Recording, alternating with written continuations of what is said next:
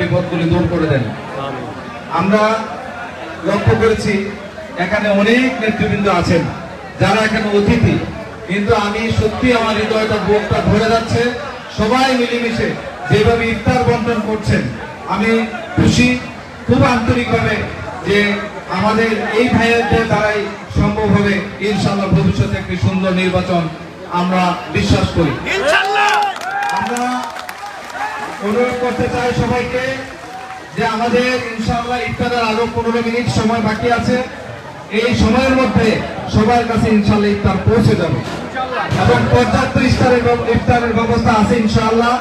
আমরা সবাই এখানে যাই কিছু আমাদের কিসমতে আজকের জন্য আছে, আল্লাহর রহমতে আমরা সবাই ইফতার করে এখান থেকে যাব।